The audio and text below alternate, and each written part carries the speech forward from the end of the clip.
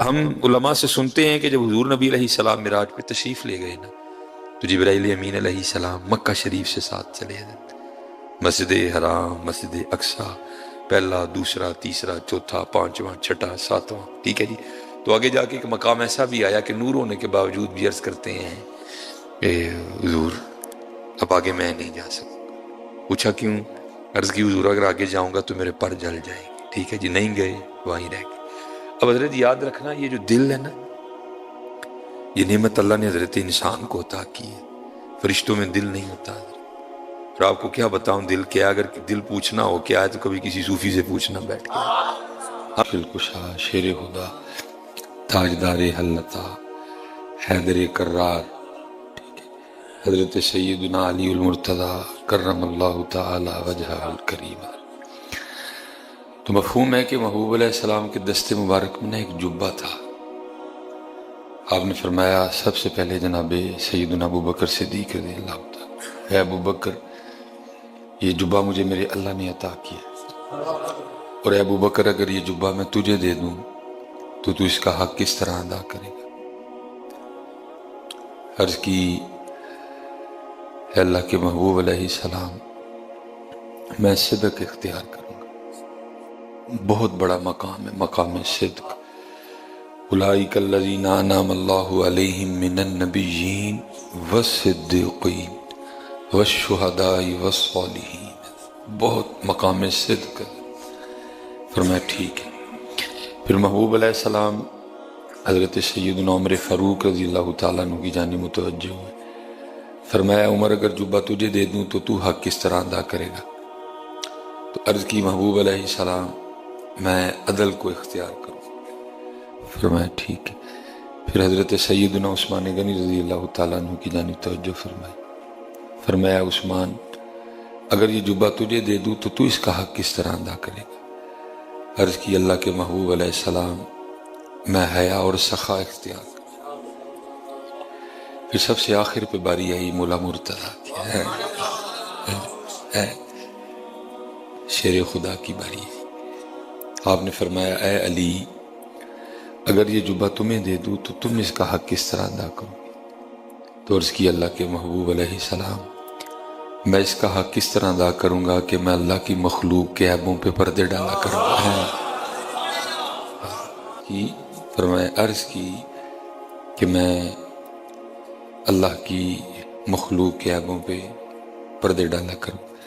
لکھا ہے کہ وہ جبہ محبوب علیہ السلام نے حضرت سیدنا علی المرتضی رضی اللہ تعالیٰ عنہ کو عطا فرمایا۔ وہ ساتھ ارشاد فرمایا علی یہ جبہ آیا بھی تیرے لیے تھا۔ اللہ سب فرام فرمائے، اللہ دین کی سمجھ عطا کرے اور اللہ عمل کی توفیق عطا فرمائے۔ حدیث پاک ہے جی، اس کا مفہوم ہے کہ جب محبوب علیہ السلام معراج سے واپس تشریف لائے تو اگلی صبح آپ نے اپنے چاروں یاروں کو طلب فرمایا، خلیفہ اول، خلیفہ بلا فصل، محبوب علیہ السلام کے ظاہری باطنی پہلے خلیفہ جناب سیدنا صدیق اکبر رضی اللہ تعالیٰ عنہ، جناب حضرت سیدنا عمر بن خطاب رضی اللہ تعالیٰ عنہ، آپ کے دوسرے خلیفہ، جن کی محبوب علیہ السلام نے فرمایا شیطان میرے عمر کے سائے سے بھی ڈرتا ہے، اور حضرت سیدنا عثمان غنی، ٹھیک ہے جی، رضی اللہ تعالیٰ عنہ، اور مولا مرتضی مشکل کشا، شیر خدا، تاجدار حلتا، حیدر کرار، حضرت سیدنا علی المرتضی کرم اللہ تعالی وجہہ الکریم۔ تو مفہوم ہے کہ محبوب علیہ السلام کے دست مبارک میں ایک جبہ تھا۔ آپ نے فرمایا سب سے پہلے جناب سیدنا ابو بکر صدیق رضی اللہ تعالی، اے ابو بکر یہ جبہ مجھے میرے اللہ نے عطا کیا، اور اے ابو بکر اگر یہ جبہ میں تجھے دے دوں تو اس کا حق کس طرح ادا کرے گا؟ عرض کی اے اللہ کے محبوب علیہ السلام میں صدق اختیار کروں گا۔ بہت بڑا مقام ہے، مقام صدق۔ اولئک الذین انعم اللہ علیہم من النبیین والصدیقین والشہداء والصالحین۔ بہت مقام صدق ہے۔ فرمایا ٹھیک ہے۔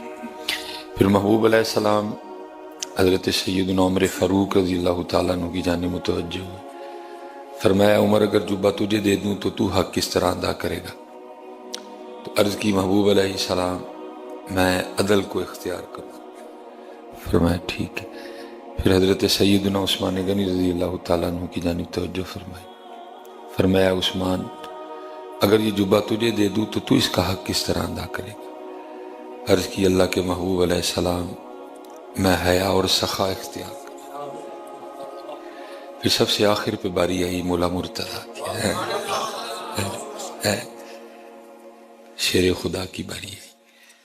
آپ نے فرمایا اے علی اگر یہ جبہ تمہیں دے دوں تو تم اس کا حق کس طرح ادا کرو گے؟ تو عرض کی اللہ کے محبوب علیہ السلام میں اس کا حق کس طرح ادا کروں گا کہ میں اللہ کی مخلوق کے عیبوں پہ پردے ڈالا کروں گا۔ فرمایا عرض کی کہ میں اللہ کی مخلوق کے عیبوں پہ پردے ڈالا کروں۔ لکھا ہے کہ وہ جبہ محبوب علیہ السلام نے حضرت سیدنا علی المرتضیٰ رضی اللہ تعالیٰ عنہ کو عطا فرمایا۔ وہ ساتھ ارشاد فرمایا علی یہ جبہ آیا بھی تیرے لیے تھا۔ اللہ سب فرام فرمائے، اللہ دین کی سمجھ عطا کرے اور اللہ عمل کی توفیق عطا فرمائے۔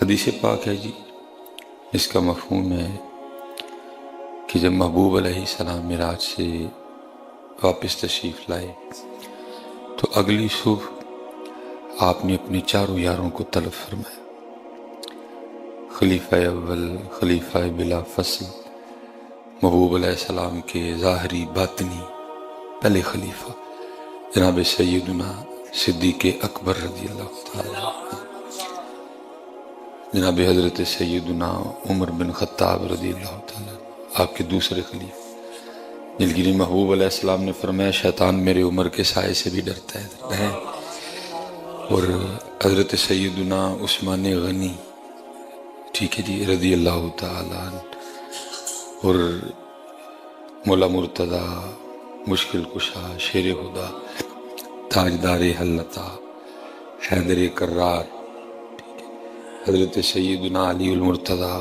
کرم اللہ تعالی وجہہ الکریم۔ تو مفہوم ہے کہ محبوب علیہ السلام کے دست مبارک میں ایک جبہ تھا۔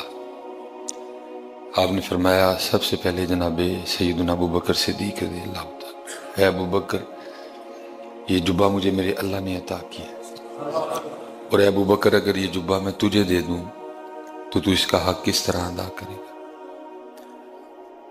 عرض کی اے اللہ کے محبوب علیہ السلام میں صدق اختیار کروں گا۔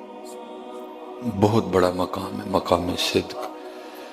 اولئک الذین انعم اللہ علیہم من النبیین والصدیقین والشہداء والصالحین۔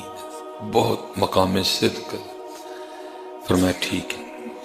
پھر محبوب علیہ السلام حضرت سیدنا عمر فاروق رضی اللہ تعالیٰ عنہ کی جانب متوجہ ہوئے۔ فرمایا عمر اگر جبہ تجھے دے دوں تو تو حق کس طرح ادا کرے گا؟ تو عرض کی محبوب علیہ السلام میں عدل کو اختیار کروں۔ فرمایا ٹھیک ہے۔ پھر حضرت سیدنا عثمان غنی رضی اللہ تعالیٰ عنہ کی جانب توجہ فرمائی۔ فرمایا عثمان اگر یہ جبہ تجھے دے دوں تو تو اس کا حق کس طرح ادا کرے گا؟ عرض کی اللہ کے محبوب علیہ السلام میں حیا اور سخا اختیار کروں۔ پھر سب سے آخر پہ باری آئی مولا مرتضیٰ کی، شیر خدا کی باری آئی۔ آپ نے فرمایا اے علی اگر یہ جبہ تمہیں دے دوں تو تم اس کا حق کس طرح ادا کرو گے؟ تو عرض کی اللہ کے محبوب علیہ السلام میں اس کا حق کس طرح ادا کروں گا کہ میں اللہ کی مخلوق کے عیبوں پہ پردے ڈالا کروں گا۔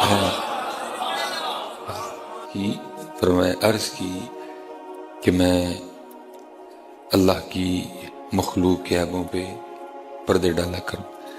لکھا ہے کہ وہ جبہ محبوب علیہ السلام نے حضرت سیدنا علی المرتضیٰ رضی اللہ تعالیٰ عنہ کو عطا فرمایا۔ وہ ساتھ ارشاد فرمایا علی یہ جبہ آیا بھی تیرے لیے تھا۔ وہ غالب نے بڑا زبردست لکھا تھا، وہ کہتا ہے گویا میں رہا رہینے ستم ہائے روزگار، گویا میں رہا رہینے ستم ہائے روزگار، لیکن تیرے خیال سے غافل نہیں رہا ہے۔ لوگ مجاز میں کہاں کہاں تک گئے، لوگ دنیاوی محبت میں کہاں کہاں تک گئے۔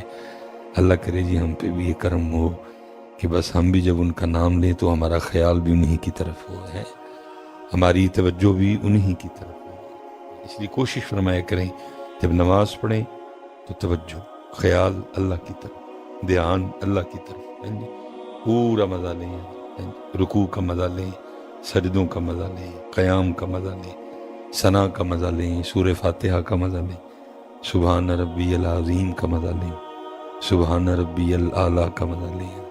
لیکن مزے والی بات ہی کوئی نہیں، بس کیسٹ چل رہی ہوتی ہے، الحمدللہ رب العالمین الرحمن الرحیم۔ ایک دن کسی نے لکھا تھا کسی لحاظ تک بات ٹھیک بھی تھی اور کسی لحاظ تک بات ٹھیک نہیں بھی ہے، کیونکہ آپ جتنی مرضی بھی بولیں، تیز جتنی مرضی بول لیں، میری اللہ کی شان بڑی بلند ہے، لیکن ایک لحاظ سے بات ٹھیک تھی۔ تو لکھنے والے نے لکھا جتنی تیز ہم نماز پڑھتے ہیں نا، اتنی تیز ہم اگر کسی کو اپنی بات سنائیں تو اس نے کہنا ہے کہ اور پھر کہیں کہ یہ والا ہے۔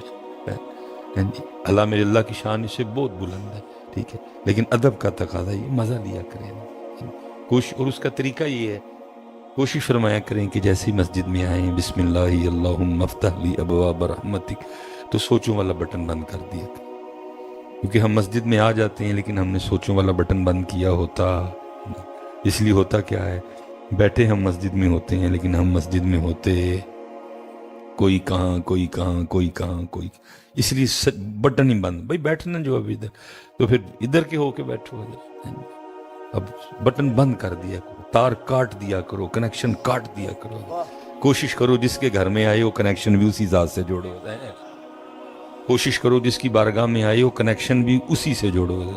لیکن ہوتا کیا ہے کھڑے اس کی بارگاہ میں ہوتے ہیں لیکن کنیکشن ہمارے کہیں اور جڑے ہوتے ہیں، اس لیے تو پتر پھر ہوتا کیا ہے خالی آئے خالی چلے۔ باقی میری سمجھ میں نہیں آتی یہ بات کہ کوئی یہاں آئے اور آ کے خالی چلا، ہو ہی نہیں سکتا، ہو ہی نہیں سکتا۔ یہ حضرت شاہ ابو سعید رحمۃ اللہ تعالی علیہ کی ایک ربائی ہے جس کا ایک مصرع ہے، این درگہ ماں درگہ نومیدی نیست، ایتھے آن والا کدی خالی گیا نہیں۔ پتر ہم فقیر لوگ ہیں، آپ اپنے آپ کو کیا سمجھتے ہیں، میں اپنے آپ کو کیا سمجھتا ہوں، وہ آپ ہی سمجھتے ہیں اور میں ہی سمجھتا ہوں، اس سے زیادہ اس کی کوئی حقیقت نہیں ہے۔ اگر کبھی قرآن کریم سے پوچھیں کہ اے اللہ کی کتاب ہمیں ذرا ہمارا حقیقی سٹیٹس تو بتا، ہمارا حقیقی سٹیٹس کیا ہے، تو پھر قرآن کیا کہتا ہے، یا ایوہ الناس، اے لوگو، یا ایوہ الناس، اے لوگو، انتم الفقراء الی اللہ، تم سارے اللہ کے فقیر ہو۔ ہم سارے کیا ہیں اللہ کے فقیر ہیں، ہم سارے اللہ کے فقیر، لیکن آپ خود کو کیا سمجھتے ہیں یا میں کیا سمجھتا ہوں وہ آپ اور میں ہی سمجھتے ہیں، اس سے زیادہ اس کی کوئی حقیقت نہیں۔ حقیقت یہ ہے کہ ہم سارے اللہ کے فقیر ہیں، ہم سارے اللہ کے، اس لیے پتر جب یہاں آؤ فقیر بن کے آیا، جب بھی یہاں آؤ فقیر، تیری سرکار میں پہنچے تو سبھی ایک، نہ کوئی بندہ رہا نہ کوئی بندہ نہ رہا۔ لیکن کیونکہ پتر سیکھنے سکھانے والی تو ویسے بھی باتیں اب اہل سنت کے اسٹیجوں سے ناپید ہیں، شعر و شاعری کی بھرمار ہے، تو بس پھر سارے شعر ہی لے کے جاتے ہیں، اس لیے ہم اس سے بھی محروم ہیں کہ ہمیں کم از کم اتنا پتہ ہو کہ اللہ کے گھر میں آنے کے آداب کیا ہیں۔ یہ کم و پیش 6-7 سال میری بھی امامت کی ڈیوٹی رہی، کیونکہ پیر و مرشد کی طرف سے ڈیوٹی تھی اور بڑی سختیاں تھیں، اذان خود کہنی ہے اور عصر اور عشاء کی سنتوں میں بھی چھٹی نہیں تھی حضرت، تو وہ اس لیے کیا ہوتا تھا کیونکہ اذان خود کہی ہوتی تھی، تو وہ اذان سے فارغ ہوتے ہی میں نے سنتوں کی نیت کر لینی، تو اس لیے بھی نماز میں 5-6 منٹ رہا کرتے تھے تو میں فارغ ہو جاتا، تو پھر کیا کرنا، پھر مصلی پہ بیٹھ جانا، اور پھر میں نمازیوں کا مسجد میں آنے کا طریقہ دیکھتا تھا اور حیران رہتا تھا کہ یہ مسجد میں ہی آ رہے ہیں۔ ہم مسجد میں بھی ایسی چال چلتے ہوئے آتے ہیں جس چال چلنے کی اجازت بار سڑک پہ بھی نہیں ہے، اے بٹن کھلا ہے، چلو یہ اے بٹن بھی کھلا ہے، مونڈے چکے نے سینہ چوڑا ہے، حضرت صاحب کتنے آ رہے نے، او بھائی یہ چال تو باہر نہیں چل سکتے، تو اللہ کے گھر میں یہ والی چال چل کے آ رہا ہے، فقیر ہے بس. اور صرف پھر فقیر نہیں ہے، اس کے آگے بھی کیا ہے، آنتوں میں پخانہ ہے، منہ میں تھوک ہے جو اکثر بولتے ہوئے باہر گر جاتا ہے. ہمارے ناک سے کتنی گندی چیز بہتی ہے، رگوں میں خون دوڑ رہا ہے، جی، پھیپھڑوں میں بلغم ہے، پتے میں سفرا ہے، تلی میں سودا ہے، مسانے میں پیشاب ہے، اور بنے مٹی سے. پتہ نہیں پتر کس شے کی آکڑ ہے ہمیں، کس شے کا گھمنڈ ہے، کس شے کا تکبر ہے. اٹھ کے بتاؤ تو صحیح مجھے کہ مجھ میں یہ ہے کیا ہے. ہمارے گھر کا گٹر بھی اتنا گند نہیں رکھتا پتر جتنا گند تیرے اور میرے اندر ہے. ہمارے محلے کی نالی بھی اتنی گندی نہیں ہے جتنا گند آپ کے اور میرے اندر ہے. پتہ نہیں کس چیز کے سری ہیں ہماری گردنوں میں، کس چیز کا ہمیں گھمنڈ ہے، کس چیز کا ہمیں مان ہے. اور یہ گھمنڈ ہی ہمیں مرواتا ہے، یہ مان ہی ہمیں مرواتا ہے. ماشاءاللہ صاحبزادہ صاحب بیٹھے ہیں، آپ سب کو میاں محمد بخش رحمۃ اللہ تعالی علیہ سے پیار ہے، لیکن مجھے ذرا ڈبل ہے. اس کی وجہ یہ ہے کہ میں آپ کی برادری سے بھی ہوں، اس لیے مجھے ڈبل ہے. یہ میری جد ہیں، میرے بڑے ہیں مجھے.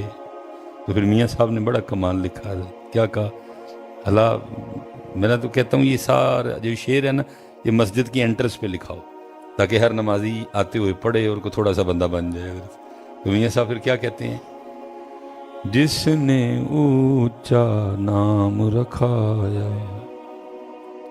جس نے اونچا نام رکھایا، تے چولہے دے وچ سڑیا، نیواں ہو کے لنگ محمد تے لنگ جاویں گا اڑیا. نیواں نیواں نیواں نیواں کیڑی شے پتر آکڑ ہے، تو دسو تے صحیح منوں کیڑی، ککھ بھی نہیں ہے. جس نے اونچا نام، اونچا نام ہو دا سبحان ربی الاعلیٰ ہو دے لی، سبحان ربی العظیم ہو دے لی، الحمدللہ رب العالمین ہو دے لی، تبارک الذی بیدہ الملک ہو دے لی، سبحان الذی بیدہ ملکوت کل شیء اے ہو دے لی. ساڈے کی ساڈے یہ تے شکر کرو، پتہ نہیں میرے مالک نے اتھے کی لا چھڑیا ہے، بو باہر نو نہیں آندی ہے تے پتر اسی اپنی بو نال آپ ہی مر جائیے. لیکن کی ہے الٹا، پتر کوئی چیز ہو تو پھر بھی اکڑنے کی اجازت نہیں ہے، لیکن ہے ہی کچھ نہیں ہے ہی کچھ نہیں. اس لیے اسپیشل میرے جو نوجوان بچے بیٹھے ہیں پتر، یہ والی چال نہ چلے. اصل میں نا ہم بتانا چاہتے ہیں یہ چال چل کے کہ میں بڑا دلیر ہاں. دلیراں نو دسنا نہیں پیندا کہ میں دلیر ہاں، دلیراں نو دسنا نہیں، پتر انہاں دے کام ہی دسدے نے کہ ہے دلیر. یہ کیونکہ ہم دلیر ہے نہیں، اس لیے ہم بٹن کھول کے سینہ چوڑا کر کے اور مونڈے ایسے ایسے کر کے نا لوگوں کو اصل میں بتانے کی کوشش کرتے ہیں کہ میں دلیر. اللہ ہم دلیر، میرے مولا مشکل کشا رضی اللہ تعالیٰ نے ونڈے ڈال دی ہیں. فرمایا پاک وہ نہیں جس کی محفل پاک ہے، پاک وہ ہے جس کی تنہائی پاک ہے. پاک وہ نہیں جس کی محفل پاک، پاک وہ ہے جس کی تنہائی. ون ڈال دیتی ہے. اور آگے کیا فرمایا، فرمایا دلیر وہ نہیں جو غصہ کر جائے، دلیر وہ ہے جو غصہ پی جائے. تو پھر اس لحاظ سے تے میرے خیال نہ دلیر ہے تھے، کیونکہ پتر اسی اس تو علاوہ اور کی تھا کی. اسپیشل میں اپنے نوجوانوں کو دیکھ دیکھ کے حیران ہوتا ہوں صاحب. جی غصہ بڑا، ڈنڈ بڑے، چھاتیاں بڑیاں بڑیاں چوڑیاں، جی گنا شنا بھی رکھیاں نے، لیکن کی اے ساریاں آپس کی ایک دوجے واسطے. یہ پتر کبھی کشمیر جاؤ، میں تو بڑا جذباتی سا مزاج ہے، بڑی کوشش کرتا ہوں کہ اس پہ کنٹرول کروں، نہیں ہوتا ہے. یہ کبھی آپ کینٹ جائیں نا یہ KFC والے راستے سے، تو جیسے ہی حضرت وہ آپ جو آرمی والوں نے بنایا ہے تو اس کو کراس کریں گے تو آگے سڑک کے بیچ ایک تختی لگی ہے جس پہ کیا لکھا ہے، جموں 50 کلومیٹر، جموں 50 کی. صرف ہم سے جموں کتنا ہے، 77 سال ہو گئے ہیں حضرت صاحب وہاں ظلم اور بربریت ننگا ناچ ناچ رہی ہے. ساڑھے تو کنے دور نے، صرف 50 کلو. ویسے حضرت صاحب بڑے بہادر، بڑے دلیر، بڑے قد، بڑیاں بڑیاں چوڑیاں چھاتیاں، بڑے ڈنڈ، بڑیاں بندوقاں شدوقاں، لیکن ساریاں ایک دوسرے. کوئی بہادر بھی ادھر نہیں گیا، کوئی دلیر بھی ادھر نہیں گیا. ہاں جی ساڑھے ڈنڈ بھی انہوں نے کام نہیں آئے، ساڑھیاں بندوقاں بھی انہوں نے کام، کیونکہ یہ جب بھی ہم نے چلائی ہیں ایک دوسرے پہ چلائی. اور ہم نے کیا کیا 77 سالوں میں، 70 साल हुए हजरत वो रोते रहे हैं जी। वैसे मेरे पाकिस्तान में बड़े बड़े डायलॉग मशहूर हैं जी, वो गुजर दा वैर हैं जी, बट बदमाश, मियाँ दा खड़ाक हैं जी, जट दा गंडासा। 70 साल पुत्र वो आवाज़ें देते रहे, वो कोई आओ गुजर इत्थे भी आके बदू वैर लो, कोई नहीं। 70 साल उन्होंने आवाज़ें दी, वो कोई जट इत्थे भी गंडासा लैके आओ, कोई जट गंडासा लैके नहीं गया। जट दा गंडासा जदू चले अपने ते चले। 70 साल हजरत वो बट बदमाश को भी बुलाते रहे, कोई नहीं गया। 70 साल उन्होंने मियाँ को भी बड़ा बुलाया कि कोई मियाँ आके इत्थे खड़ाक करे, लेकिन जो कीता जदू कीता सी अपने अंदर कीता। और मेरे पाकिस्तान में दलेरी और बहादुरी किसका नाम रख दिया गया? महल्लेदार ना लड़ो, मसाए ना लड़ो, माड़े नू पै जाओ, चिंगठी वाले नू मारो, सब्जी वाले ना लड़ो, ते तगड़ा है ते दौड़दा जो। यही है पुत्र, और क्या है? यही है इधर, और क्या है? इसीलिए तो पुत्र मेरे मौला मुश्किल कुशा ने वन डाल फरमाया, दलेरो नहीं जड़ा गुस्सा कर दे, दलेरो वे जड़ा गुस्सा भी है। और फिर सिर्फ कहा नहीं पुत्र, करके भी दिखाया। यहूदी से लड़ रहे हैं, जुल्फ़िकार बरस रही है, हाँ जी, यहूदी नीचे गिरा लिया, जुल्फ़िकार हवा में लहराई, उस यहूदी की गर्दन तन से जुदा करने के लिए उसने चेहरे अली की बेअदबी कर दी। उसने थूका उस मनहूस ने, बस उसका थूकना था। हजरत अली पाक उठ खड़े हुए, यहूदी को कहा जा चला जा। वो हैरान होकर कहता है, अली नीचे गिराया तो उतारो गर्दन, कह रहे हो जा चला जा। फरमाया नहीं, अब तुझे कुछ नहीं कहना, माफ़ी है, जा चला जा। वो कहते हैं अली वजह तो बताओ। पर मैं पहले अली तुझसे लड़ रहा था अल्लाह और अल्लाह के रसूल के लिए, अब तूने अली के चेहरे पे थूका है, अब लड़ाई बन गई अली की अपनी ज़ात की। और अली का तरीका है कि अली ने अपनी ज़ात के लिए कभी किसी को कुछ कहा नहीं। हाँ, लेकिन पुत्र दूसरी तरफ याद रखना मेरे जवानों, पुत्र इसी मनहज पे आओ, इसी अंदाज को इख्तियार करो। मेरे लिए भी दुआ करो, अल्लाह मुझे भी ये रंग अता फरमा दे। अपनी ज़ात के लिए किसी को कुछ कहा, लेकिन तारीख़ कहती है, किताबें कहती हैं कि जब बारी आई अल्लाह और अल्लाह के रसूल के दुश्मनों की, तो फिर हज़रत अली की तलवार इतनी चली और इस अंदाज से चली कि कमों पे 40,000 काफिरों की गर्दनें हज़रत अली ने अपने हाथ से उड़ाई हैं।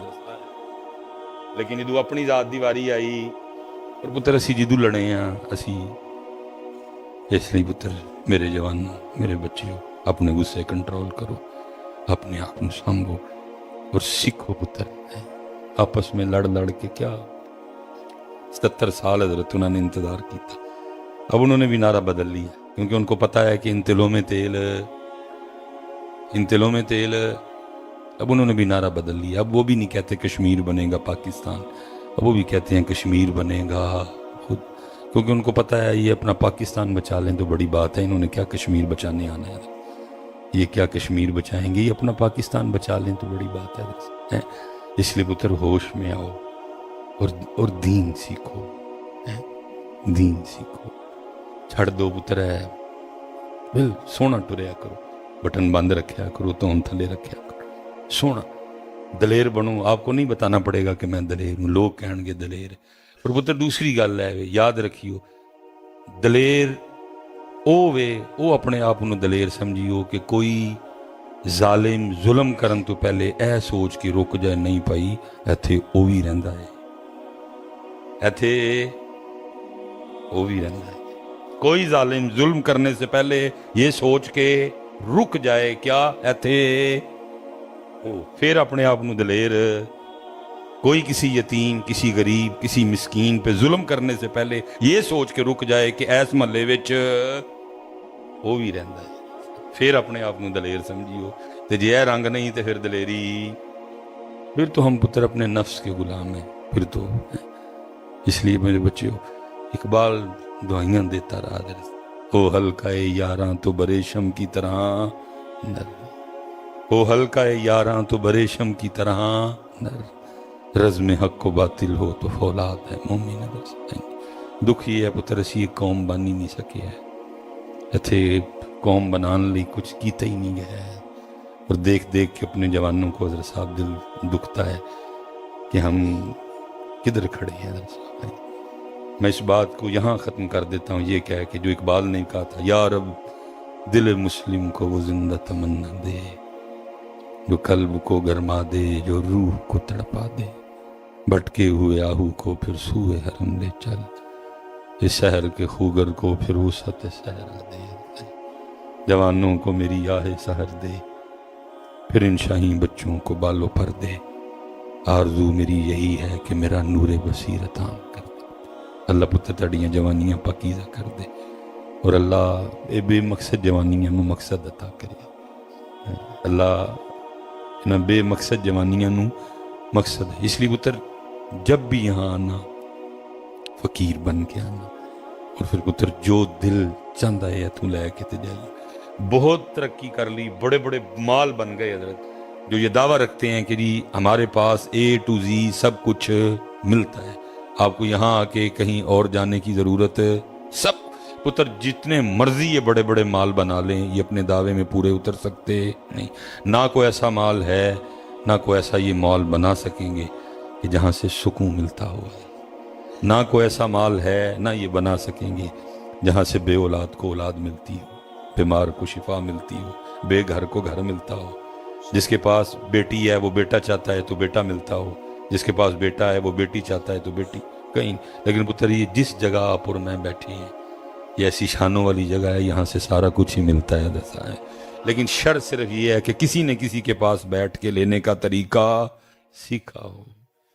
پتر لینے کا طریقہ تو دور، آج تک ہمیں اس گھر میں آنے کے عادات نہیں آتے ہیں، کیونکہ کام بھی نہیں ہوا، جیسے میں نے کہا ہے شعر و شاعری کی بھرمار ہے حضرت، کام ہی نہیں ہوا حضرت، اس لیے ہوتے ہوتے کیا ہوا، مسجد سے دور، مسجد کی شان، مسجد کا تقدس۔ دیکھیں نا آج ہم کیا کہتے ہیں مسجد کے لیے، ہمارا انداز اور الفاظ کیا ہوتے ہیں، وہ کتنے چل رہے ہیں مسجد تے، وہ کتوں آئے ہیں مسجد توں، یہ کہتے ہیں نا۔ بلکہ جو ذرا مسجد میں تھوڑا زیادہ آنے جانے والا ہو تو ہم اسے کیا تانا دیتے ہیں، اور مسجد تڑ گیا۔ لیکن جو کسی MN یا MP کے گھر آنے جانے والا ہو تو جب مسیتے بوتا آ جائے تو ان کی کہنے ہیں جڑا MN یا MP صاحب دے گھر بھائی آئے جائے تھے بوتا بھائی ٹو ٹپا آندا ہے۔ لیکن کتنی غریب سوچ ہے، اسلامی لحاظ سے کتنی کمزور سوچ ہے۔ اللہ پتر بڑا پروٹوکول اس گھر کا، لیکن کام نہیں ہوا کوئی، بڑا ہی پروٹوکول، اتنا پروٹوکول ہے اس گھر کا کہ کتابوں میں لکھا ہے کہ جب اس گھر کی صفائی کی جائے تو جو کوڑا اکٹھا ہو اس کوڑے کو بھی اس جگہ نہ پھینکا جائے جہاں عام گھروں کا کوڑا پھینکا جاتا ہے۔ اس گھر کی صفائی کے بعد جو مٹی اکٹھی ہوگی وہ بھی شانوں والی مٹی ہے، اس گھر کا اتنا پروٹوکول، لیکن کام نہیں ہوا حضرت، اس حوالے سے بتایا نہیں گیا، گفتگو نہیں ہوئی، تربیت ہی نہیں ہوئی، اس لیے اب لوگوں کو نہیں پتا کہ یہ جگہ کتنی شانوں والی ہے، بڑا ہی پروٹوکول۔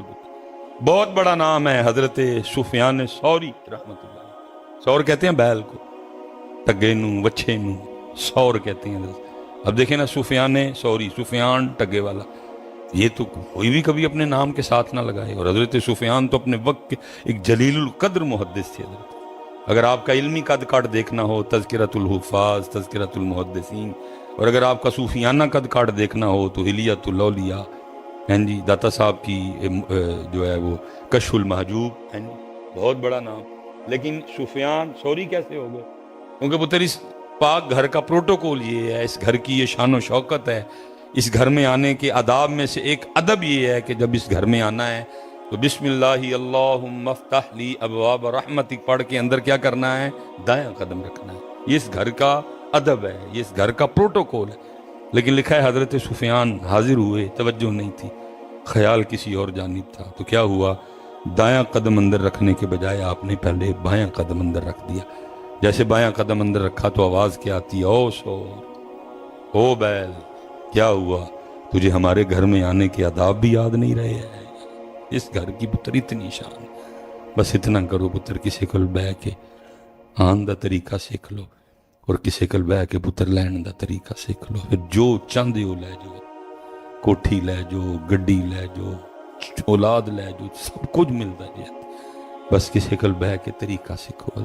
حضرت جنید بغدادی رحمۃ اللہ تعالیٰ علیہ، اس کے ساتھ ہی میں بات ختم کروں گا، صاحب تشریف لائے ہوں گے۔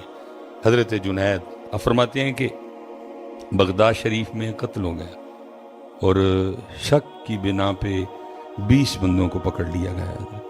وہ جس بندے نے قاتل کو قتل کر کے بھاگتے ہوئے دیکھا تو کیونکہ اب ہم میں پتر ہزار ہا فرق ہیں آپس میں. ہاں جی، کوئی سر و ننگا بیٹھا ہے، کوئی ٹوپی والا ہے. اگر سر پہ ٹوپی ہے تو ٹوپی بھی مختلف سٹائل ہیں. ہاں جی، کسی نے امامہ باندھا ہے، اگر امامہ بھی باندھا ہے تو کسی کا کپڑا وکھرا ہے، کسی کا باندھنے کا سٹائل وکھرا ہے. کسی کی داڑھی ہے، کسی کی نہیں ہے، کسی کی چھوٹی ہے، کسی کی بڑی ہے، کسی کا سٹائل کچھ اور ہے، کسی کا کچھ اور. ہزار ہا فرق. لیکن تب پگ سارے باندھتے تھے. کپڑوں کے 4 یا 5 رنگ ہوا کرتے. ٹھیک ہے جی. داڑھی شریف سارے رکھتے تھے، اس لیے سارے تقریباً ایک جیسے دکھائی دیتے تھے.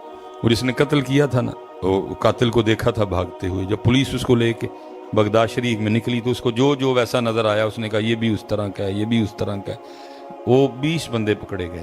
وہ لکھا ہے ایک بندہ وہ بھی پکڑا گیا جو اس وقت بغداد شریف سے گزر رہا تھا. اس کی منزل نہ بغداد تھی، نہ وہ بغداد کا رہنے والا تھا. وہ گزر رہا تھا بازار میں.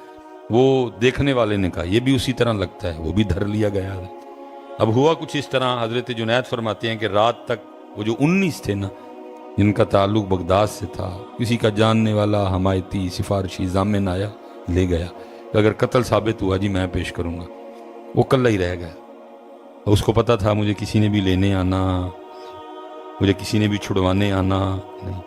اور اس نے کسی سے طریقہ سیکھ رکھا تھا، اس لیے اس نے سر رکھا سجدے میں اور عرض کرتا ہے رب کریم تیری شان ہے عالم الغیب و شہادہ، اور تو جانتا ہے کہ میں نے قتل کیا نہیں.